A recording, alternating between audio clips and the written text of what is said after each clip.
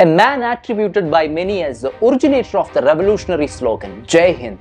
A man who demanded an apology from none other than Hitler in defense of Indian pride. A man who was indicted in 1917 for conspiring to send a military expedition to British India. A man who was once among the most influential Indians in Europe but died a broke man in a nursing home in Italy. This is the story of Chempakaraman Pillai, the revolutionary whose sacrifices and contributions had been largely overlooked in the post-independence era. On May 26, the 90th anniversary of his death, the week brings a glimpse into Pillai's story and the remarkable dedication his widow Lakshmi Bai showed in protecting his legacy. Chempakaraman Pillai, also known as Venkadi, was born in Thiruvananthapuram on September 15, 1891. His parents, Chinnaswamy Pillai and Nagammal, were originally from Nanjul Nadu in present-day Kanyakumari district. Back then, Thiruvananthapuram was the capital city of Travancore, which was under British dominance. In his younger days, he is a very a person of very even for the ghost and all, he is afraid of ghost and all. That was his childhood days. How he was later date, he has become so much courageous and he was able to get all these things and all. There are accounts suggesting that during his school days, Chempakaraman Pillai led an anti-British Raj protest and shouted Jai Hind on campus. Interestingly, the police official sent to investigate the matter was his own father. During his college days in Thiruvananthapuram, he routinely greeted people with the salutation Jai Hind. However, Pillai's active dip into the revolutionary activities began after he emigrated to Europe for higher education. In 1908, British biologist Walter Strickland, who had been staying in Thiruvananthapuram, took him to Zurich and financed his studies. Strickland was reportedly an anarcho-Marxist involved in anti-imperialist activities. With Strickland's help, Pillai established the International Pro-India Committee in Zurich, which aimed to explain India's political situation to the press and to the public and to garner international sympathy for India's cause. He also started a newspaper, Pro-India. As the World War I broke out, Pillai, along with other revolutionaries like Virendranath Chattopadhyaya, Jnanendra Das Gupta and Avinash Bhattacharya, established the Berlin Indian Committee. This later became the Indian Independence Committee, which played a significant role in what came to be known as Hindu-German conspiracy. Pillai had connections to Kaiser himself, and the German monarchy funded the Indian Independence Committee's anti-British activities. During the war, Pillai is said to have printed and dropped pamphlets from airplanes urging the Indian soldiers to break free from the British servitude and fight for Indian independence. One of the most exciting yet mysterious episodes in Chempakaraman Pillai's life is related to the bombardment of Madras by the German light cruiser Emden on the night of September 22, 1940. Captain Karl von Muller, who commanded the Emden, later wrote about the attack saying, "I had this shelling in view simply as a demonstration to arouse interest among the Indian population, to disturb English commerce and to diminish English prestige." There have been claims that Pillai was physically present on Emden as a second officer during that act. His grandnephews from Chennai and Thiruvananthapuram have also stated that this has been part of their family lore. There are also apocryphal accounts suggesting that he deboarded the ship and even met the then Raja of Kochi to pass a message. However, there are many who are disputing these claims. As early as in 1956, Avinash Bhattacharya, a contemporary of Pillai and a participant in the Indo-German conspiracy, wrote an article in the Amrit Bazar Patrika refuting the claim that Chempakaraman Pillai was present on Emden. In 1918, the Sedition Committee headed by Justice Rowlett submitted a report mentioning Pillai's establishment of the Indian National Party, which had German monarchy's support. However, this report also does not mention his presence on Emden. Award-winning author G.R. Indukopan, who has researched the matter, is someone who says that Pillai was not on Emden. However, Indukopan highlights how Pillai played a role in the famed attack, which led to the origin of the term Emden in Malayalam, meaning a big and mighty thing. Chempakaraman Pillaiയെക്കുറിച്ചുള്ള ഏറ്റവും വലിയ myth എന്ന് പറയുന്നത് SMS Emden എന്നുള്ള ഷിപ്പിൽ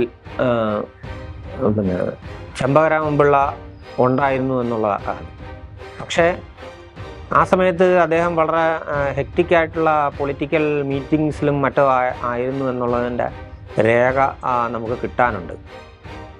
പക്ഷേ SMS എംഡനിൽ അദ്ദേഹം ഇല്ലായിരുന്നു എന്നുണ്ടെങ്കിൽ കൂടിയും അദ്ദേഹം ഷിപ്പ് എഞ്ചിനീയറിങ്ങും അതിൻ്റെ മാനേജ്മെൻറ്റിൻ്റെ കാര്യങ്ങളിലൊക്കെ വളരെ വിദഗ്ധനായിരുന്നെന്നും ഫസ്റ്റ് ഓഫീസറായിട്ടൊക്കെ അദ്ദേഹം പലയിടത്തും പല ഷിപ്പിൽ ജോലി ചെയ്തിട്ടുണ്ടെന്നുള്ള സൂചനകൾ പല സ്ഥലങ്ങളിൽ നിന്നും കിട്ടുന്നുണ്ട്. അദ്ദേഹം ഗ്രാജുവേറ്റ് ആയിരുന്നു, 12 ഭാഷകൾ സംസാരിക്കുമായിരുന്നു, എൻജിനീയറിങ്ങിൽ അന്നത്തെ കാലത്തുള്ള ഡിപ്ലോമ ഉണ്ടായിരുന്നു. അപ്പോൾ ആ നിലയ്ക്ക് അദ്ദേഹത്തിൻ്റെ കൃത്യമായ ഇതിൻ്റെ പാതകൾ എങ്ങനെയായിരുന്നു, എന്ത് ചെയ്യണം, ഇതിൻ്റെ ജിയോഗ്രഫിക്കലായിട്ടുള്ള ഇത്, അതുപോലെ തന്നെ ആ കപ്പലിലുണ്ടാകുന്ന ഓഫീസർമാർക്ക് കൊടുത്ത നിർദ്ദേശങ്ങൾ എന്നിവയെല്ലാം പ്രതി അതിൻ്റെ ആസൂത്രണം അല്ലെങ്കിൽ അതിൻ്റെ പ്രധാനപ്പെട്ട ഒരു ബാക്ക് ബോൺ, ഈ ഐഡിയയുടെ ബാക്ക് ബോൺ എന്ന് പറയുന്നത് ചെമ്പകരാമൻ പിള്ളയാണെന്ന് നമുക്ക് കൃത്യമായിട്ട് അറിയാൻ കഴിയും. According to British government documents, when the Provisional Government of India, a government in exile, was established in Kabul on December 1, 1915 by the Indian Independence Committee with the help of the Central Powers, Pillai became its foreign minister. Pillai had made plans to attack British India from the northwestern side of Kashmir, for which he sought support from the rebel forces in Turkey and officials working for the Emir of Afghanistan. Consequently, in 1917, he has been indicted in San Francisco on conspiracy charges. Thus, this Tamilian born in Thiruvananthapuram became a forerunner to Rash, Behari, Bose and Subhas Chandra Bose in organizing an Indian army abroad to strike against the enemies at home. However, Germany lost in World War I. Germany's defeat in World War I was a significant setback for Pillai's revolutionary activities. The German government that came to power after the war was not as supportive as Kaiser. Incidentally, in late 1924 and early 1925, there had been moves from the German government to deport him back to Indian mainland. But nothing stopped Pillai from his efforts for fellow Indians. In 1924, he directed an exhibition of Indian products in Germany and became the first non-official representative of Indian commercial community there. He also became a member of the German National People's Party, or DNVP, a monarchist political party emerged in the post-World War I phase. He was the only man of color in DNVP, which cooperated with Nazis since 1921 and catered Hitler's ascent to power in 1933.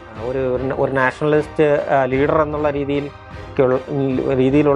രീതിയിലേക്കുള്ള ഹിറ്റ്ലറുടെ വളർച്ച പിന്നെ ചെമ്പകരാമൻ പിള്ള അടുത്ത് നിന്ന് കണ്ട ഒരാളാണ്. ഇവർ തമ്മിലുള്ള ഒരു രാഷ്ട്രീയ സൗഹൃദങ്ങൾ കാര്യമായിട്ടുണ്ടായിരുന്നു. കാര്യം എന്ന് വെച്ചാൽ ഹിറ്റ്ലറൊക്കെ വരികയോ മറ്റോ ചെയ്തു കഴിഞ്ഞാൽ ഇന്ത്യക്കുള്ള സ്വാതന്ത്ര്യം എളുപ്പമാവുമെന്ന് ചെമ്പകരാമൻ പിള്ള പ്രതീക്ഷിച്ചിരിക്കണം.